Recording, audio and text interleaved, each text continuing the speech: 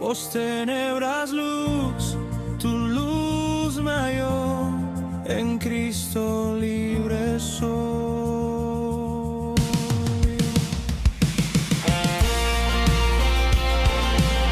¿Alguien está contento de estar en la casa del Señor en esta mañana? Para mí es un gozo poder estar aquí entre ustedes por primera vez. Es un privilegio que Dios nos concede de poder experimentar lo que Dios está haciendo aquí en Conroe. Yo me considero todavía de Houston, ¿verdad? Fue precisamente, algunos ya conocen al pastor Lázaro que está en Sechmont. Nosotros salimos de su iglesia, nos fuimos llamados para pastorear en una iglesia en Amarillo, que como lo acaba de mencionar el pastor Simón, yo tampoco sabía dónde quedaba Amarillo. Tuve que buscar en el mapa y dije, está en Texas todavía, así que allá estamos ya por 4 años y medio. Así que primero quiero empezar agradeciendo a Dios por esta oportunidad. Quiero aprovechar también para agradecer aquí al pastor Simón por esta invitación. Cuando él estaba apenas cocinando esta idea, a mí en lo personal me dio mucho gusto saber que iba a estar con el hermano Lázaro y con Ventura, porque son hermanos que ya conocemos y de verdad que se siente muy bonito este gozo de poder compartir el púlpito. No conocía al pastor Simón, no sé si los difieren con junior y senior, no sé cómo le hacen, ¿verdad? Pero el papá no lo conocía. Bueno, lo más curioso es que en realidad Simón Junior y yo no nos conocíamos en persona, ya éramos bien amigos, ¿verdad? Pero en Facebook es la primera vez que nos topamos en persona. También tuve el privilegio de conocer a su padre y al pastor Edgar, pues lo conocía bastante, me he copiado muchas de sus predicaciones. Pero primera vez que nos vemos aquí en persona, un privilegio estar compartiendo con nuestro hermano también. Así que una vez más, gracias a Dios por esta oportunidad y una vez más, como lo acabo de mencionar, por estar aquí con ustedes y experimentar todo lo bueno que Dios está haciendo aquí en la ciudad de Conroe. Hermanos, el texto que se me asignó fue Hebreos capítulo 9, versículo 28, y el título que se me asignó fue Un solo sacrificio. Y mientras usted va llegando ahí a Hebreos capítulo 9, siempre me gusta compartir una idea central que va a resumir todo lo que vamos a estar mirando en esta mañana. Y la idea central del tema que voy a compartir, hermanos, tiene que ver con esta distinción entre el sacrificio único de Jesucristo, a diferencia de los continuos sacrificios del antiguo pacto, y que esto nos lleve a contemplar y admirar la eficacia y la suficiencia del sacrificio perfecto de Cristo. Ayer decía Simón, esto nos tiene que llevar a enamorarnos más de Cristo. Ojalá que no sea un evento donde solamente estamos sumando teoría, no. Nuestra oración como pastores es que nosotros nos empapemos de su palabra y que eso nos lleve a enamorarnos más de Jesucristo. En esta ocasión, enamorarnos de ese sacrificio. Yo les digo a mis hermanos, no por la madera que haya estado bonito, sino por lo que representa. Enamorarnos de la obra de redención a través de la persona de Jesucristo. Así que es la idea general. Vamos a estar haciendo este contraste, este paralelismo. Una vez más, en el antiguo pacto había muchos sacrificios, muchos sacrificios que solamente cubrían por encimita los pecados, en contraste con el glorioso sacrificio del perfecto Hijo de Dios, el cual fue entregado una sola vez y para siempre, y no solamente pasa por encima de nuestros pecados, sino que de manera plena perdona todos nuestros pecados. Y todavía manera de introducción para ir entrando en el tema. Todos sabemos que durante la celebración de la Pascua judía, hermanos, se miraba mayor actividad sacrificial. Yo creo que no se necesita tener tanto tiempo quizá en el cristianismo para conocer que en el antiguo pacto había tantos sacrificios, pero en esa semana donde se aproximaba la Pascua, mirabas mayor actividad sacrificial ahí en Jerusalén, y estaban los sacrificios también de los corderos individuales que cada familia tenía que ir y presentar y ofrendar a Dios. El historiador Josefo, un historiador del primer siglo, él relata que al menos en ese día, hermanos, en el día más importante, se sacrificaban más de 250,000 corderos. Y pocas veces nosotros nos ponemos a pensar en eso. ¿Te puedes imaginar la cantidad de miles de corderos sacrificados y cuánta sangre debió de haber corrido por ese lugar? Quizá era algo impresionante. Algunos otros documentos como el Talmud, el Mishnah, el Tamid, confirman que había desagües desde el altar del templo hasta el torrente de Cedrón,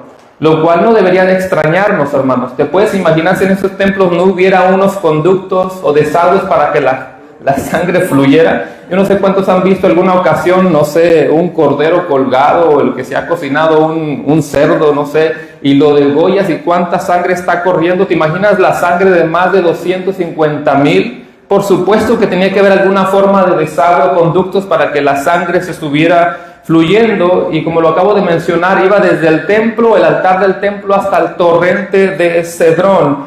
Cuando Cristo caminaba con sus discípulos para orar en el huerto de Getsemaní, por ahí, hermanos, muy cerca corría la sangre de los corderos, porque el Getsemaní estaba muy cerca del torrente de Cedrón. No tiene que buscarlo, o si nada más lo quiere anotar, estamos todavía introduciendo, pero Juan 18:1 dice: habiendo dicho Jesús estas cosas, salió con sus discípulos al otro lado del torrente de Cedrón, donde había un huerto, en el cual entró con sus discípulos. Por lo tanto, hermanos, aquí tenemos a Cristo Jesús caminando rumbo al huerto de Getsemaní, donde muy despuesito, unos días después, iba a estar corriendo toda esta sangre de corderos sacrificados, y iba a producir un olor no muy grato.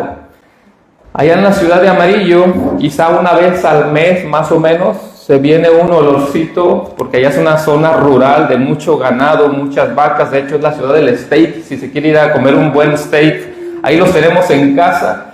Así que se viene un olor más o menos como una vez al mes, no muy grato. De hecho, en una de las conferencias yo estaba orando: Señor, que no se venga ese olor cuando estemos en plena conferencia, pero yo creo que no tuve mucha fe, porque sí llegó el olor, y les dije, bueno, ahí está un souvenir de Amarillo para que se lleven con ustedes. Una vez más, si alguien entra a una carnicería, hueles un poquito de sangre y no es muy grato. Cuando Cristo está orando en el Getsemaní, por ese lugar, unos 100, 200 metros, iba a correr la sangre de más de 250,000 corderos sacrificados. No muy grato el olor, pero en contraste tenemos a Cristo, el Cordero de Dios, ofreciéndose a sí mismo como una ofrenda de olor fragante para satisfacer la ira del Padre. Miras el contraste, hermanos: miles de corderos sacrificados y una enorme cantidad de sangre corriendo, y al lado tenemos a Cristo Jesús, quien camina a su propio matadero, el ungido, el Mesías prometido, de quien Juan dijo: he ahí el Cordero de Dios que quita el pecado del mundo. Tanta sangre que solamente pasaba por encima. La sangre del verdadero Hijo de Dios perdona todos nuestros pecados. Y por eso el título de ese sermón es Un solo sacrificio. Un solo sacrificio. No sé si está buena para mí, pero me voy a bendecir aquí con esta agüita. Póngase de pie y abra sus Biblias en Hebreos capítulo 9, y aunque el texto que vamos a estar estudiando es el 28, vamos a estar analizando realmente desde el versículo 23 hasta el 28, para agarrar todo ese contexto. ¿Lo tienen, hermanos? Lo voy a hacer a la antigua. Yo voy a leer un versículo y ustedes leen el que sigue. Así lo hago en mi iglesia, para que así se mantienen despiertos. Así que yo leo el versículo 23, ustedes el 24. Dice: fue pues necesario que las figuras de las cosas celestiales fuesen purificadas así, pero las cosas celestiales mismas con mejores sacrificios que estos.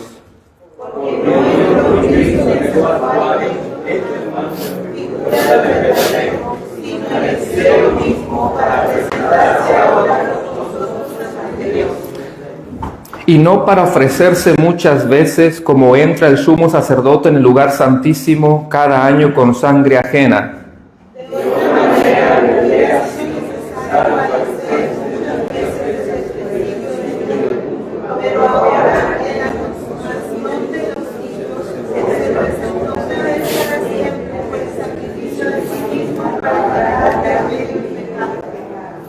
Y de la manera que está establecido a los hombres que mueran una sola vez, y después de esto el juicio.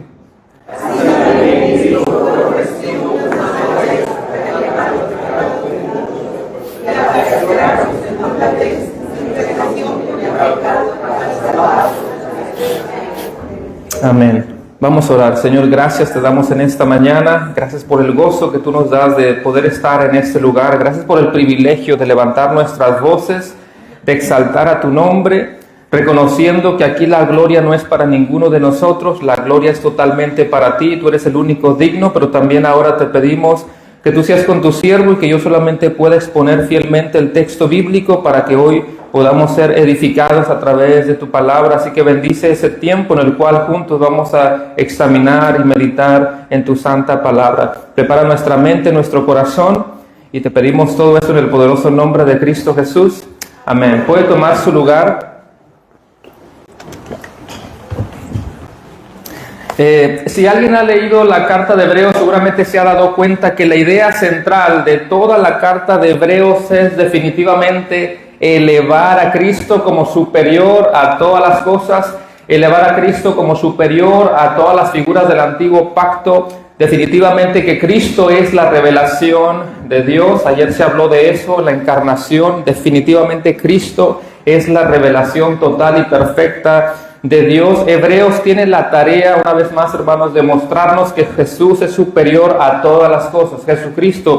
Hebreos nos muestra que Jesús es superior a los profetas. Por ejemplo, en Hebreos capítulo 1 nos dice que Dios nos había hablado por medio de profetas y que ahora nos habla por medio de su Hijo. Así que Cristo es mejor que los profetas. La tarea de Hebreos es mostrarnos que Jesús es mayor que los ángeles. Nos está mostrando que Jesús es mayor que los sacrificios levíticos. Nos está mostrando que Jesús es mayor que los sacerdotes levíticos. Nos está mostrando que Jesús es mayor que Moisés, que Melquisedec. Es simplemente una superioridad total por sobre todas las cosas. Y creo que el punto es claro, hermanos. En Hebreo nos está mostrando que Cristo es mejor, que Cristo es mayor, que Cristo es superior. ¿Quién dice amén a eso?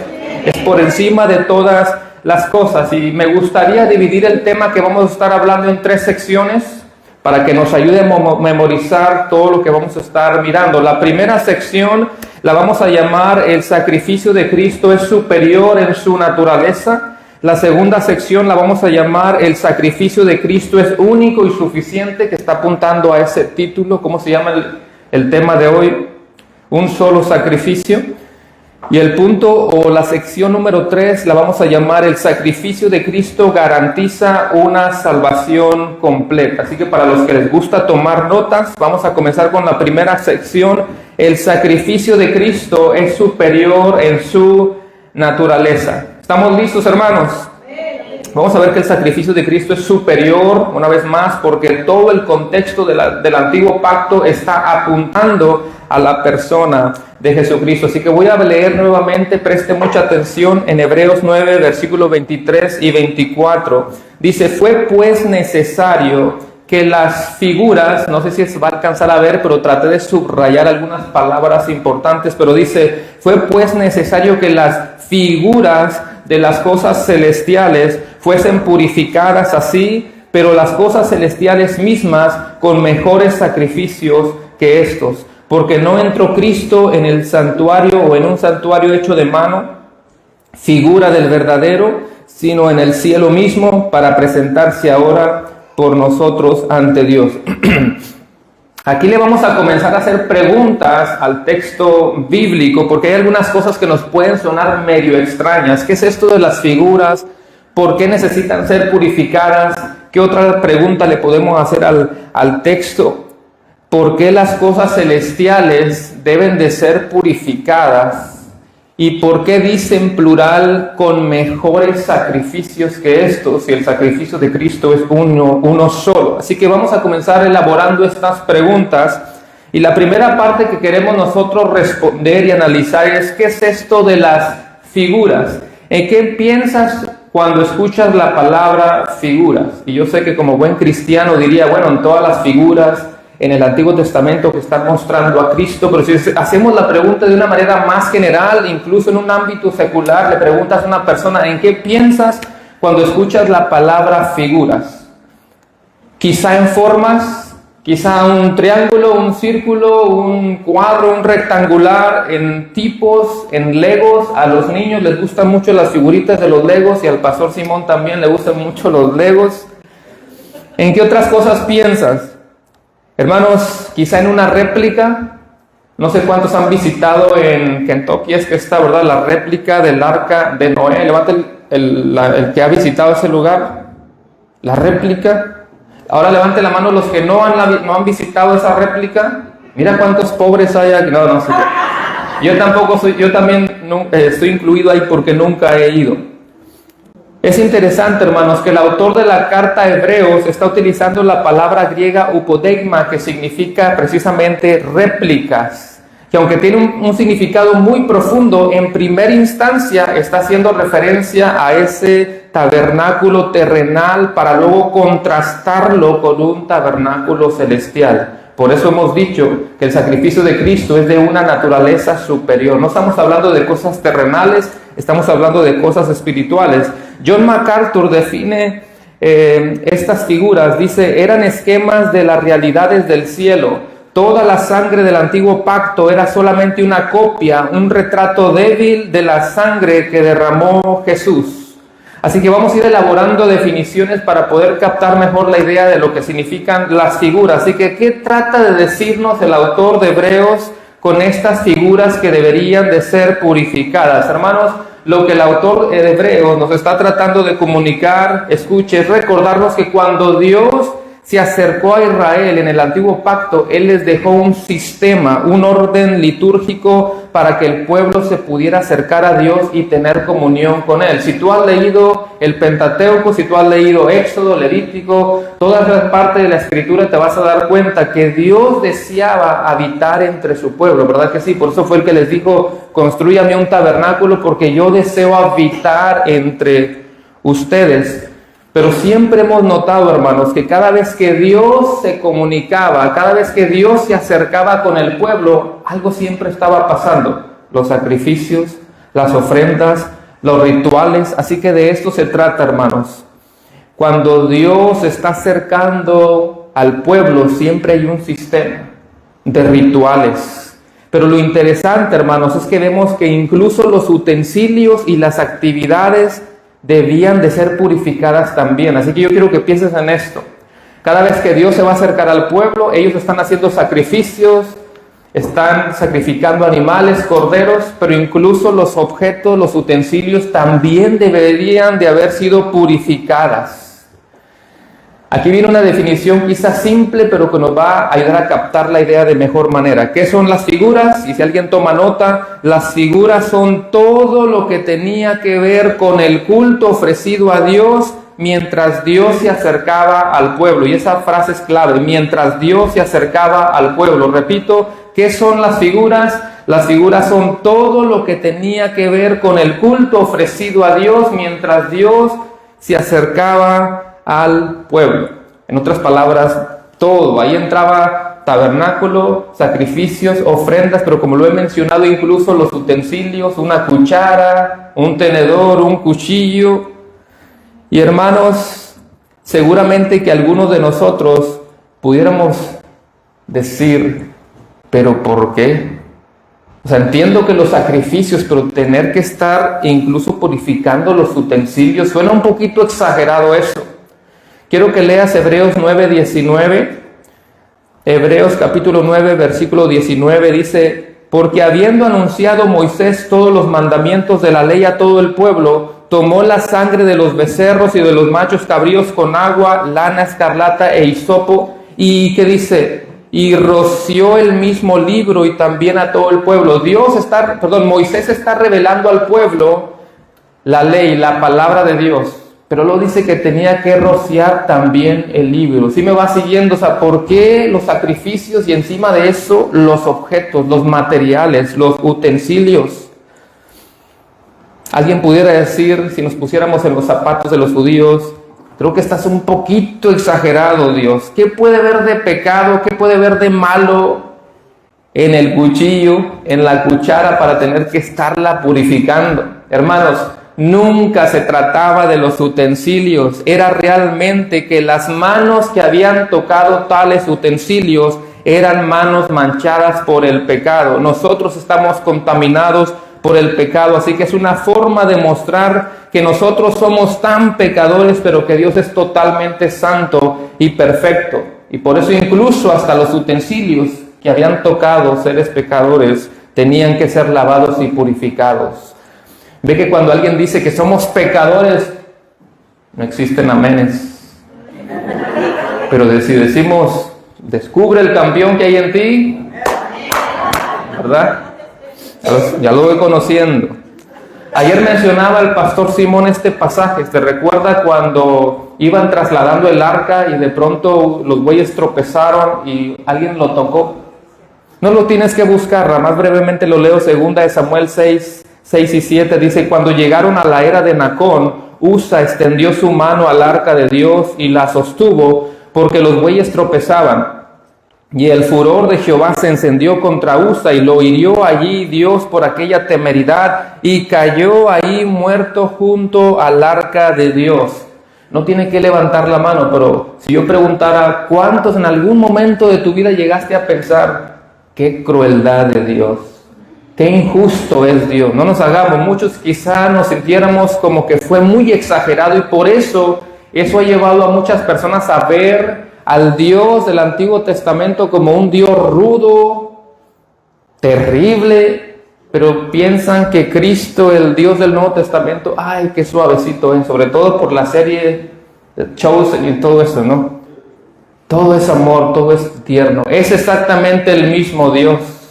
Él no cambia, inmutable, es el mismo ayer y hoy y por los siglos, el que es, el que era y el que ha de venir, el alfa y el omega, el principio y el fin. No cambia, es exactamente el mismo, un Dios santo que tiene que juzgar el pecado y al mismo tiempo un Dios misericordioso. Así que una vez más, alguien quizá dijo, pero qué exagerado, ¿por qué vas a hacer eso? Porque están tocando algo material. Nunca se ha tratado de lo material, nunca se ha tratado de los utensilios, es que nosotros somos pecadores. Es un tema que está relacionado a la teología del pecado. ¿Qué representaba el arca de Dios? La presencia misma de Dios y ha sido tocado por manos inmundas. Dios es 3 veces santo. ¿Quién dice amén? Isaías miró esa visión en Isaías 6, ¿se recuerda? Una visión en el templo y los querubines que estaban cantando, dice que daban voces diciendo santo, santo, santo. Él es 3 veces santo y nosotros somos totalmente caídos, totalmente pecadores. Y eso también de pasada nos da un pilón, como decimos en México. También nos está mostrando este pasaje que estamos leyendo. Está resaltando el abismo impresionante que hay entre el Creador y las criaturas. La insondable, la inmensurable distancia que hay entre el Creador y su pueblo, entre su santidad y nuestro pecado. Por eso, todas esas figuras que se mencionan en Hebreos 9, hermanos, a pesar de que no eran las verdaderas y solamente era una sombra que apuntaba a Cristo, incluso eso debería de ser purificado. Vaya nuevamente a Hebreos capítulo 9, el versículo 23 que estamos estudiando. Dice: fue pues necesario que las figuras de las cosas celestiales fuesen purificadas así, pero luego dice: pero las cosas celestiales mismas con mejores sacrificios que estos. Este pasaje puede sonar muy extraño, hermanos, porque parece que está diciendo que el cielo necesita ser purificado, y esto ha llevado a varias posturas, varias interpretaciones. Algunos incluso viajan hasta la era de Lucifer, cuando pecó y se rebeló contra Dios. Creo que el mismo contexto nos está diciendo que se refiere a nosotros mismos. El siguiente versículo te da la respuesta. Si tú lees Hebreos 9:24, dice: porque no entró Cristo en el santuario hecho de mano, figura del verdadero, sino en el cielo mismo. ¿Para qué? Para presentarse ahora por ¿quiénes? Por nosotros ante Dios. Así que es una figura que está hablando acerca de nosotros. Y si te regresas un poquito más todavía, Hebreos 9:14 dice: cuánto más la sangre de Cristo, el cual mediante el Espíritu Eterno se ofreció a sí mismo sin mancha a Dios, limpiará vuestras conciencias de obras muertas para que sirváis al Dios vivo. Mira la expresión, limpiará vuestras conciencias. El contexto me dice que está hablando acerca de nosotros. Nosotros somos los que necesitamos ser lavados, nosotros somos los que necesitamos ser purificados. Ahora, como santuario, como templo de Dios, definitivamente debemos de ser purificados. Pero ¿por qué Hebreos 9:23 termina diciendo con mejores sacrificios que eso. O sea, significa que Cristo se tendrá que estar sacrificando, una y otra vez. Por supuesto que no, porque el mismo contexto, unos versículos después, nos acaba de decir que Cristo no se va a sacrificar tantas veces, sino que Él se sacrificó una sola vez. Entonces, ¿por qué dice en plural? Porque con mejores sacrificios que estos. Bueno, porque los sacrificios del antiguo pacto, como ya lo mencionamos, solo podían purificar esas mismas réplicas y solamente podían cubrir los pecados, pero el sacrificio de Cristo es superior en naturaleza. No es que Cristo se iba a sacrificar muchas veces, sino que es un lenguaje solamente para contrarrestar los sacrificios del antiguo pacto. Como Cristo vino a salvar a seres humanos, que somos muchos los pecadores, en ese sentido es que se utiliza esta expresión. Además de eso, hermanos, la frase en plural es una forma en la que los hebreos comunicaban algo con mucha intencionalidad, con mucha intensidad, querían enfatizar algo. Por lo tanto, si está en plural, lo que está haciendo es resaltar el efecto que tiene la obra redentora de Cristo, la eficacia que tiene la obra redentora de Cristo. Así que, en resumen, el sacrificio de Cristo, a diferencia de todas las figuras, no pertenece a un orden terrenal, no pertenece a un orden simbólico, no, realmente es un sacrificio superior en naturaleza, trasciende todo lo material. Es un sacrificio definitivamente superior a todo el antiguo pacto. La segunda sección, hermanos, la vamos a llamar: el sacrificio de Cristo es único y suficiente. El sacrificio de Cristo es único y suficiente, y eso lo tenemos aquí en los versículos 25 y 26, y lo puede mirar nuevamente, y dice: y no para ofrecerse muchas veces, como entra el sumo sacerdote en el lugar santísimo cada año con sangre ajena. De otra manera, le hubiera sido necesario padecer muchas veces desde el principio del mundo, pero ahora, en la consumación de los siglos, se presentó una vez para siempre por el sacrificio de sí mismo. ¿Para qué? Para quitar de en medio el pecado. Así que en este pasaje y en este punto vamos a hacer algo, hermanos. Vamos a ver esta distinción nuevamente en cómo funcionaban los sacrificios del antiguo pacto y cómo funcionó el sacrificio de Cristo, el cual es único y suficiente. En el texto que nosotros acabamos de leer hay algunas cosas muy interesantes y claves. Dice: no para ofrecerse muchas veces, como entra el sumo sacerdote en el lugar santísimo cada año con sangre ajena. Nada más en esa frasecita, cada año con sangre ajena, ya hay algunas distinciones.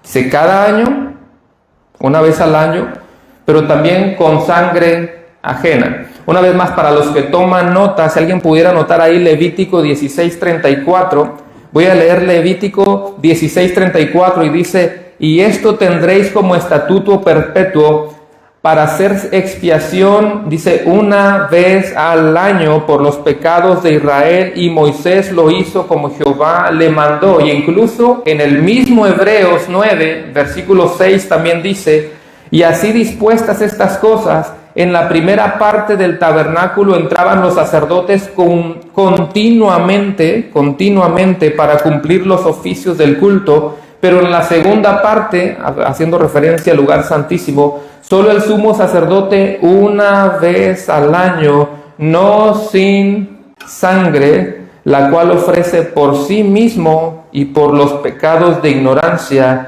del pueblo. Así que pregunta: ¿cuántas veces entraba el sacerdote levítico? Una vez al año. Pero Hebreos 9:26 dice que si el sacrificio de Cristo no hubiera sido suficiente, tuviera que padecer muchas veces desde el principio. ¿Y por qué dice desde el principio? Porque desde el principio, no sé si aquí existe este término de la cruzazuliamos. ¿Sí conocen esa palabra griega, la cruzazuliamos? ¿No? Bueno, ahí después Simón se las va a enseñar. O sea, nos equivocamos desde el principio, pecamos desde el principio. Cristo, quien es un sacrificio de naturaleza superior, se entregó ¿cuántas veces? Una vez y para siempre. Pero luego el versículo 26 sigue diciendo: pero ahora en la consumación, ¿qué dice? en la consumación de los siglos, que literalmente significa en la conclusión o en el cumplimiento de las edades. ¿Qué son todas estas frases de la consumación de los siglos, la conclusión o el cumplimiento de las edades? No está hablando de algún evento futuro, está hablando de lo que Cristo ya hizo. Está hablando de la obra redentora. Entonces, en otras palabras, está haciendo referencia a cómo su primera venida, la venida de Cristo, marcó el punto culminante de la historia redentora. Por eso todas las figuras del antiguo pacto están apuntando a Cristo, y por eso Cristo es definitivamente la revelación perfecta de Dios. Esa expresión que estamos viendo ahí, pero en la consumación de los siglos, es una expresión muy similar a la que el apóstol Pablo utilizó en Gálatas 4:4, que creo que también se mencionó ayer. Gálatas 4:4 dice que cuando vino el cumplimiento del tiempo, Dios envió a su Hijo, nacido de mujer, nacido de la ley. Dice, Dios envió a su Hijo. Así que no le crea a los unicitarios, ¿verdad? Dios, la primera persona de la Trinidad, envió a la segunda persona de la Trinidad. Dice, nacido de mujer, que definitivamente es una conexión directa con Génesis 3:15, el protoevangelio, cuando se nos dice que la simiente de la mujer iba a aplastar a la cabeza de la serpiente. Esa simiente de la mujer está aquí en Gálatas 4:4. Dios envió a su Hijo nacido de mujer. Así que, en contraste con los sacrificios hechos por los sacerdotes levíticos que entraban una vez al año, dijimos que Cristo, el Cordero de Dios, entró una sola vez y para siempre. Una vez más, el pasaje está levantando y resaltando la eficacia y la suficiencia del sacrificio de Cristo. El pastor Samuel Pérez Milos, quizá algunos lo conocen, dice, esta consumación pone fin a la espera del sacrificio expiatorio por el pecado y termina los sacrificios rituales que eran figuras.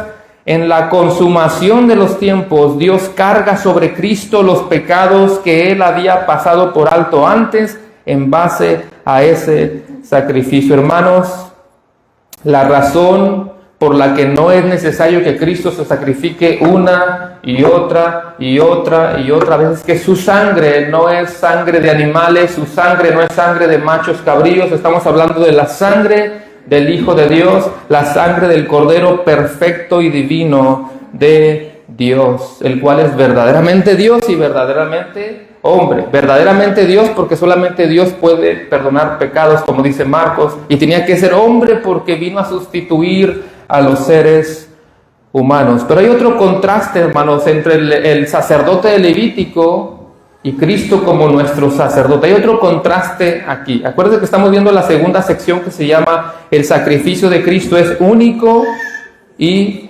suficiente. Otro contraste es que el sumo sacerdote de Levítico, en lo que nosotros leímos, dice que entraba con sangre ajena. ¿Cristo entró con sangre ajena?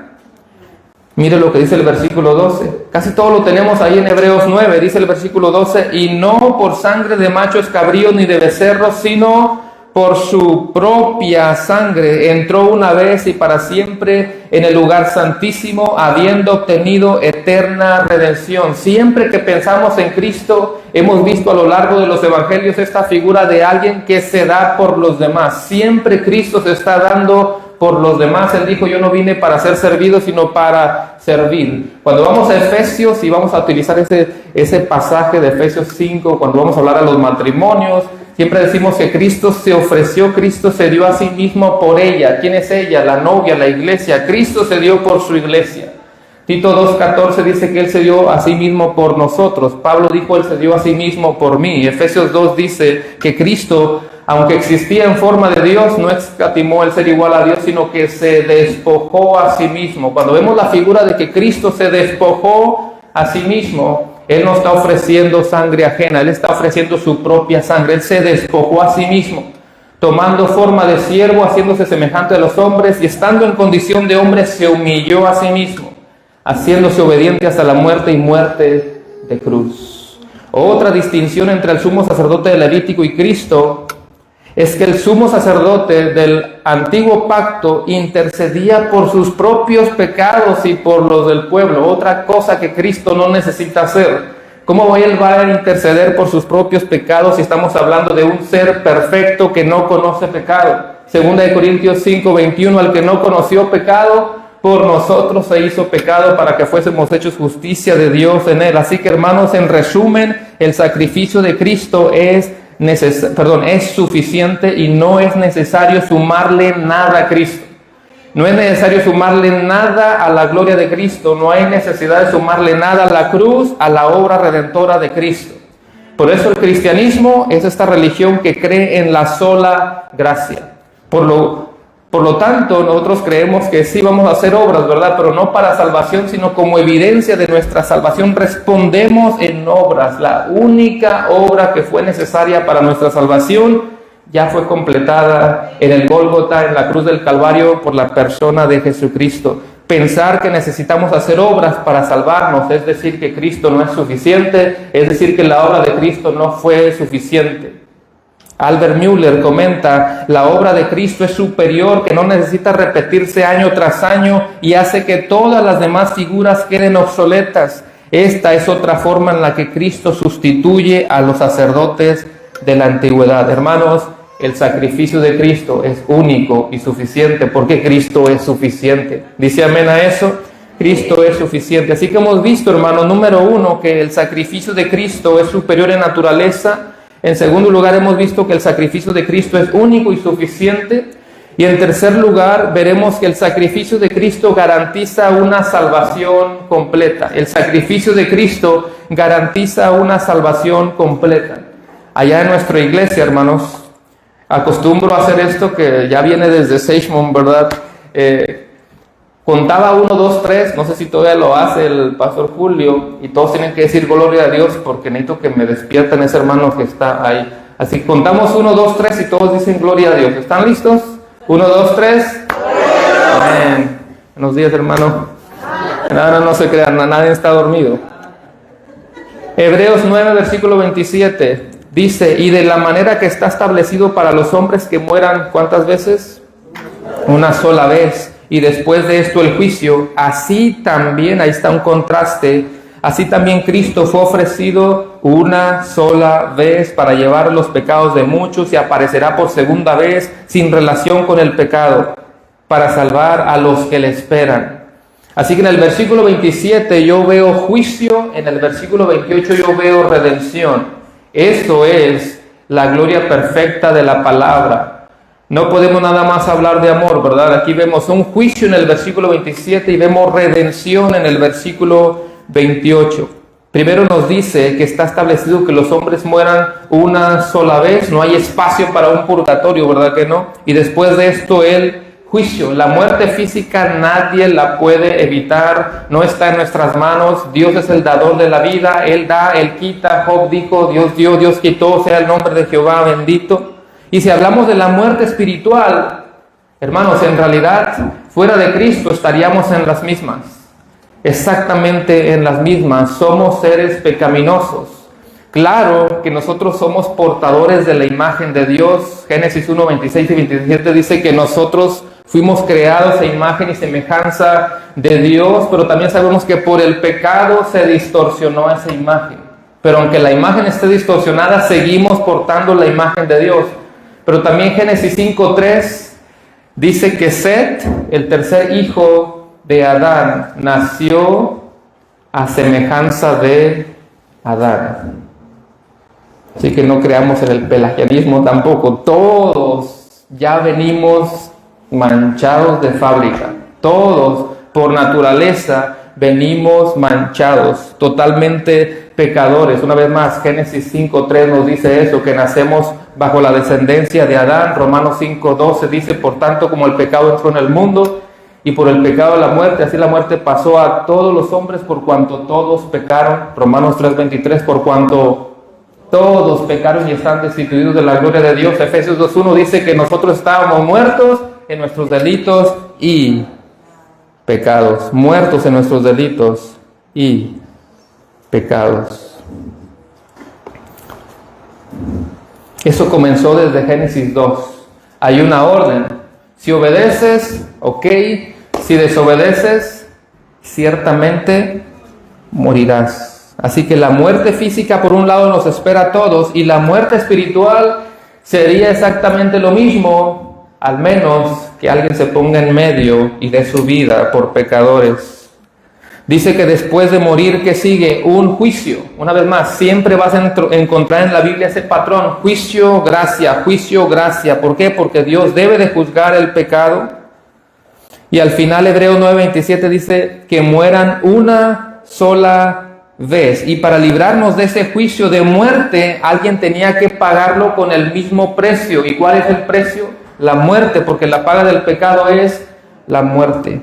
Pero qué bueno que el versículo no termina ahí. Romanos 6:23, más la dávida de Dios es vida eterna en Cristo Jesús, Señor nuestro. Siempre está ese patrón. Una vez más en Hebreos 9, versículo 27, juicio. Versículo 28, redención. Por un lado vamos a morir y vamos a enfrentar un juicio, pero gracias a Dios por el versículo 28 que comienza diciendo, así también Cristo. Y yo sé que en esta iglesia son muy estudiosos. Esas palabritas son importantes, ¿verdad que sí? Así también, más ahora pues, entonces, sin embargo, pero, aquí dice, así también Cristo. Por un lado morimos una sola vez, pero así también Cristo fue ofrecido ¿cuántas veces? Una sola vez y para siempre, una vez más resaltando la eficacia del glorioso sacrificio de Cristo. Y aquí estamos viendo la culminación de ese único y suficiente sacrificio.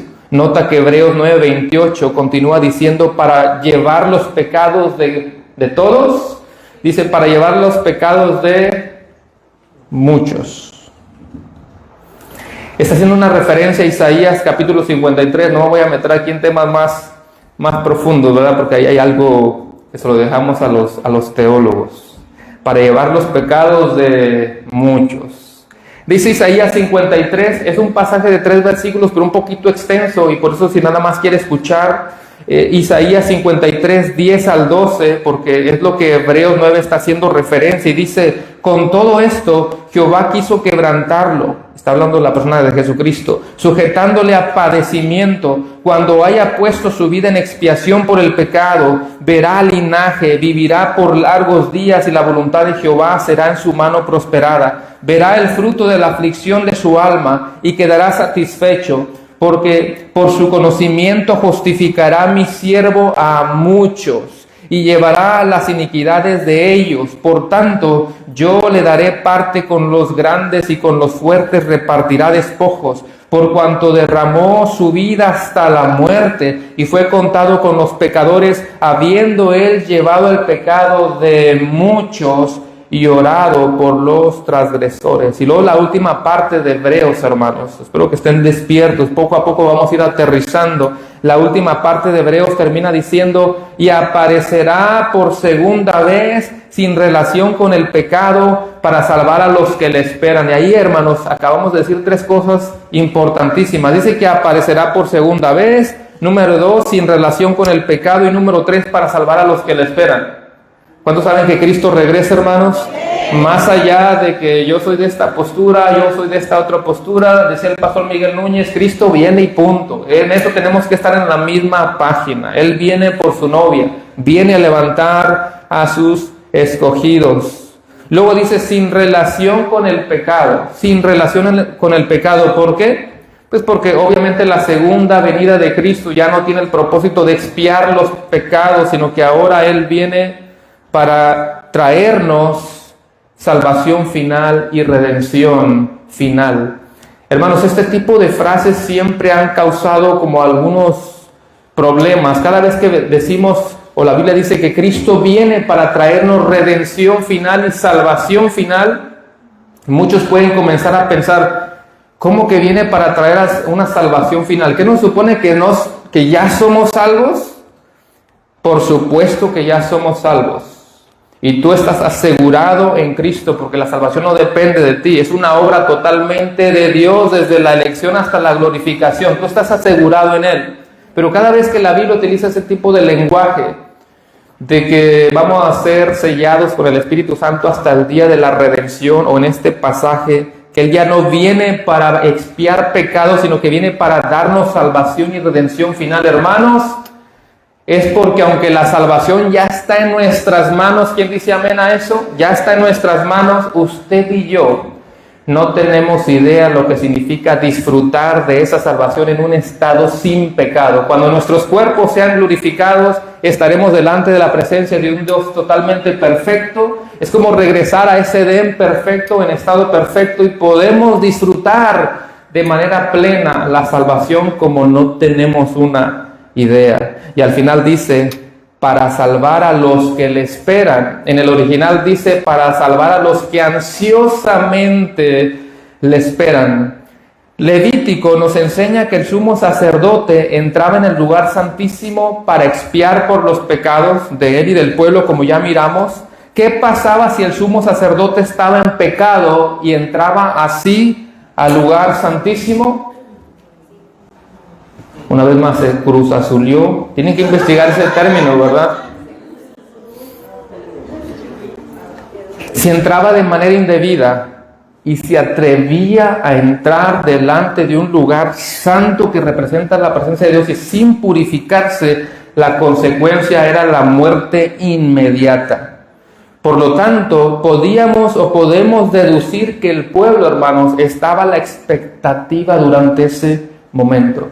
La Biblia no nos da detalles cuánto duraba el sacerdote dentro del lugar santísimo, pero no creo, o muchos piensan que no debió de hacer tan extenso. Sabía lo que tenía que hacer, rociar sangre, algunos otros detalles, y salía.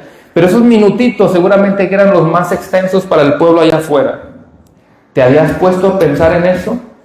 Levante la mano el que conoce a la rana René. ¿Han visto un meme que está en su manita así? Creo que es un video como que está ansioso. Ahí nació la ranita René.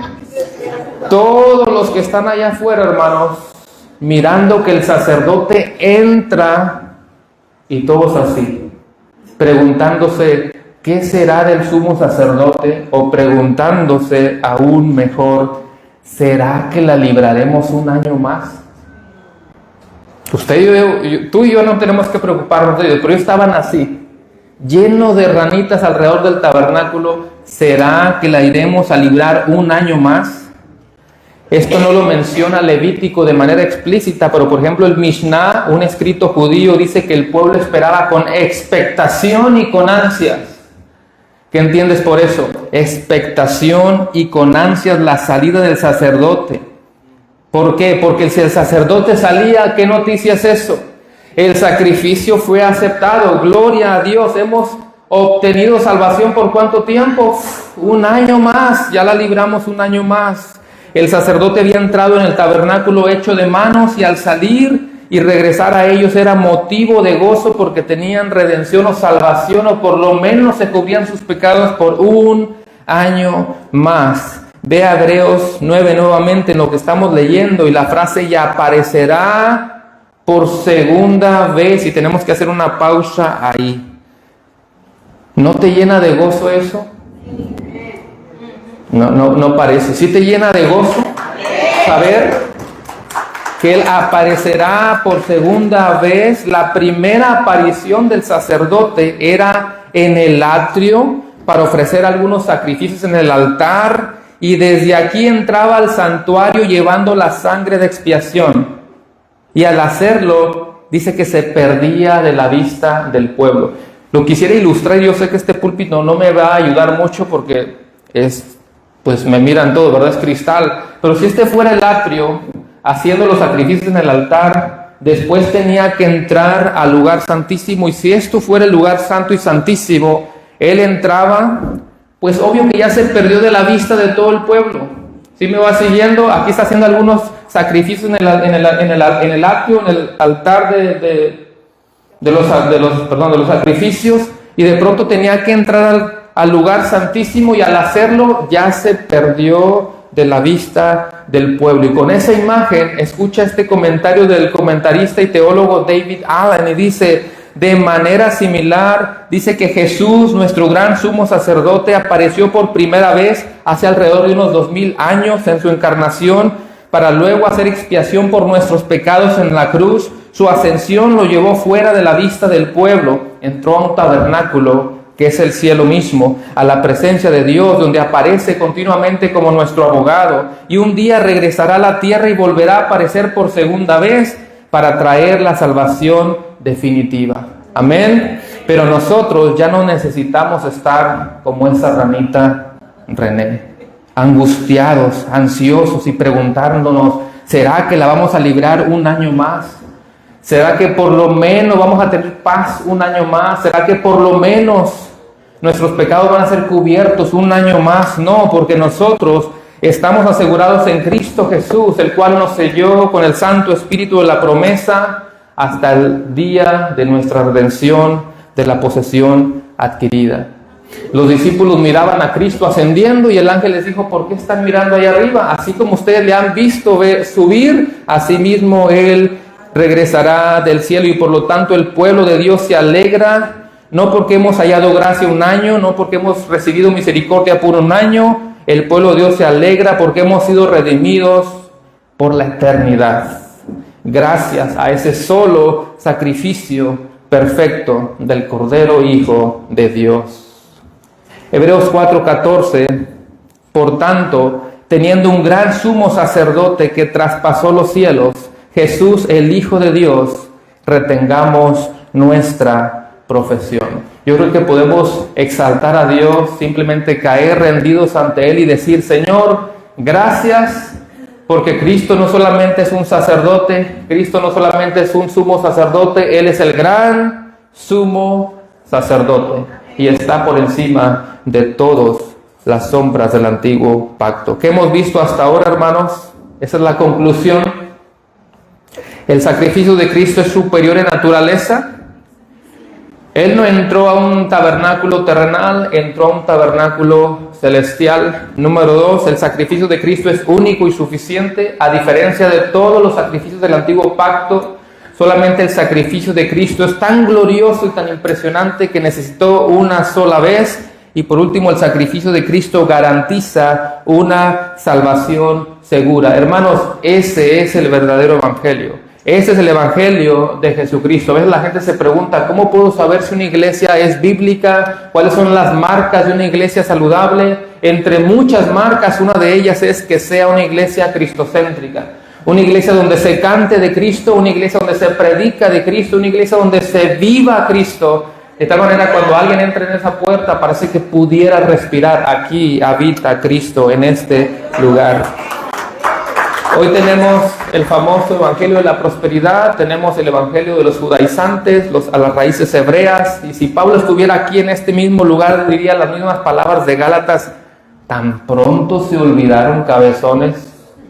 Tan pronto, estoy sorprendido que se hayan tan pronto olvidado. Y dicen, no que haya otro evangelio, hay un solo evangelio.